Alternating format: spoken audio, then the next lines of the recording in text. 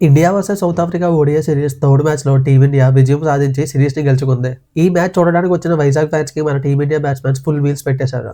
ఈ మ్యాచ్‌లో team India ఎట్టకేలకి all important toss గెలిచి బౌలింగ్ తీసుకుంది. సౌత్ ఆఫ్రికా టీం నుండి క్వింటన్ డికాక్ ముందు 2 మ్యాచ్‌ల్లో ఫెయిల్ అయినా ఈ సిరీస్ డిసైడర్‌లో మాత్రం ఇంపార్టెంట్ సెంచరీని స్కోర్ చేశాడు. లాస్ట్ మ్యాచ్‌లో సెంచరీ స్కోర్ చేసిన మార్క్రమ్ మాత్రం ఈ మ్యాచ్‌లో మిడిల్ ఆర్డర్‌లో వచ్చి జస్ట్ 1 రన్ చేసి ఔట్ అయిపోయాడు. సౌత్ ఆఫ్రికా టీం 270 రన్స్ చేసి ఆల్ ఔట్ అయిపోయింది. చేసింగ్‌లో మన వాళ్ళు అదరగొట్టేశారు. మరోసారి రోకో జోడీ హాఫ్ సెంచరీస్‌ని బాదేశారు.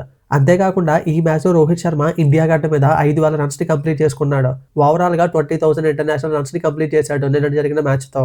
ఈ సిరీస్‌లో Virat Kohli highest runs score చేయడంతో పాటు ప్లేయర్ ఆఫ్ ద సిరీస్‌ని గెలుచుకున్నాడు. ఆస్ట్రేలియా అండ్ సౌత్ ఆఫ్రికాలో ఇచ్చిన పెర్ఫార్మెన్స్ వల్ల 2027 ఓడిఐ వరల్డ్ కప్ ఆడతారనే డౌట్స్‌కి రోహిత్ శర్మ, కోహ్లీ కొట్టిపడేశారు. ఈ మ్యాచ్‌లో జైస్వాల్ సిటీ ఆఫ్ డెస్టినీగా చెప్పుకోబడే వైజాగ్ గ్రౌండ్‌లో తన ఓడిఐ మెయిన్‌టైన్ సెంచరీని స్కోర్ చేశాడు. కానీ మనం ఒక విషయం గుర్తుపెట్టుకోవాలి. శుభ్మన్ గిల్, శ్రేయస్ అయ్యర్ టీంలోకి తిరిగి వస్తే యశస్వి జైస్వాల్‌కి, రుతురాజ్ గైక్వాడ్‌కి టీం నుండి ప్లేస్ కోల్పోతారు. మన కెప్టెన్ కేఎల్ రాహుల్ విషయానికి వస్తే కేఎల్ రాహుల్ సౌత్ ఆఫ్రికాలో జరిగిన ఓడిఐ సిరీస్ గెలవడంతో పాటు ఇండియాలో ఇప్పుడు జరిగిన ఓడిఐ సిరీస్‌ని కూడా గెలుచుకోగలిగాడు.